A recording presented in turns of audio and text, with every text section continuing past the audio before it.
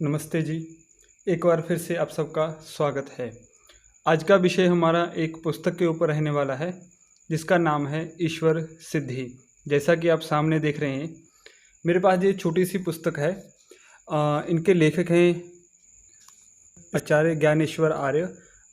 ये आचार्य अभी हम लोगों के बीच में नहीं है। कुछ समय पहले इनका निधन हो गया था। तो इस पुस्तक के प्रकाशक हैं वानप्रस्थ साधक आश्रम, आर्यवन रोजड़, जिला साबरकांठा, गुजरात। ये पुस्तक दिखने में बहुत ज़्यादा छोटी है। इसमें मुश्किल से 30 से 31 पेज होंगे, ठीक है। और इसकी अगर मैं आपको प्राइस की बात करूं तो इसका केवल 8 रुपये है, ठीक है। तो 8 रुपये में बहुत अद्भुत ज्ञान इसमें भरा हुआ है। जब आप इसको पढ़ेंगे तब आपको इसकी वास्तविकता का पता चलेगा। मैं इसका एक नमूना आपको अभी दिखा देता हूँ, ठीक है। तो देखिए, यहाँ से ये शुरू होती है, ओम न्याय दर्शन की पंचावयव प्रक्रिया से ईश्वर सिद्धि। अब पंचावयव जो प्रक्रिया है वो क्या होती है उसके बारे में थोड़ा सा मैं आपको बताता हूँ। ये देखिए, आप सामने देख रहे होंगे जहाँ पे 5 चीज़ें लिखी हुई हैं: प्रतिज्ञा, हेतु, उदाहरण, उपयन, निगमन। अब अपनी बात को सिद्ध करने के लिए, अपनी बात को रखने के लिए 5 चीज़ें हमको ये साबित करनी पड़ती हैं, ठीक है। जैसे यहाँ पे दिया गया है कि नास्तिक व्यक्ति द्वारा प्रयुक्त पंच अवयव, उसमें वो बोल रहा है, अब उसकी प्रतिज्ञा है कि ईश्वर नहीं है, ठीक है। ये वो साबित करना चाह रहा है। उसकी पहले नंबर पे आ रही है, ये उसकी प्रतिज्ञा है। अब दूसरे नंबर पे हेतु है, ठीक है, कि कारण क्या है। अब वो बता रहा है कि दिखाई ना देने से जो जो वस्तु नहीं दिखती वह नहीं होती। उसके बाद उदाहरण दे रहा है। फिर अब अपनी बात को साबित करने के लिए अब वो उदाहरण पेश कर रहा है कि जैसे खरगोश का सींग। फिर उसके बाद उपयन में वो बोल रहा है कि खरगोश के सींग के समान ही ईश्वर दिखाई नहीं देता है, ठीक है।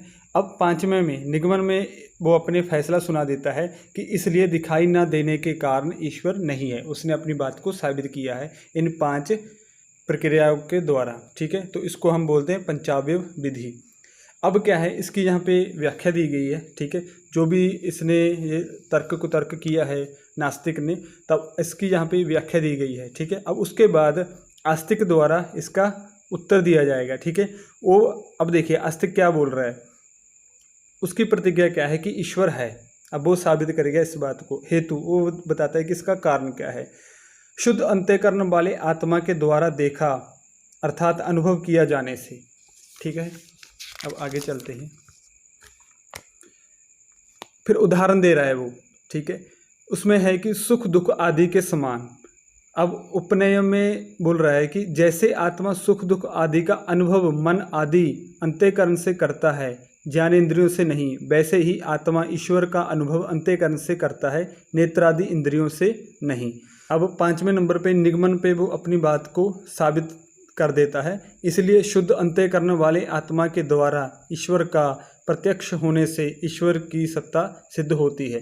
तो अब आस्तिक ने जो जो बोला है इसमें 5 प्रक्रियाओं में, पंच अवयव विधि में, तो उसका यहाँ पे सारी व्याख्या दी गई है, ठीक है, यहाँ पे।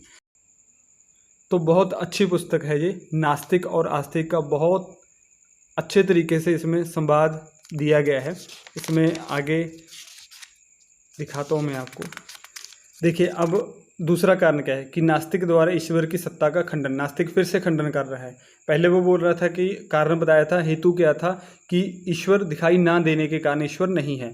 अब वो दूसरा कारण बता रहा है कि संसार अपने आप बन जाने से, कि संसार अपने आप बना हुआ है इसी वजह से, ठीक है। अब तीसरा मैं आपको और दिखा देता हूँ। बाकी जब आप इसको पढ़ेंगे तो आपको बहुत ज़्यादा आनंद आने वाला है, क्योंकि इसमें बहुत बहुत बढ़िया ढंग से हर एक चीज़ को पूरे पेश किया गया है, ठीक है।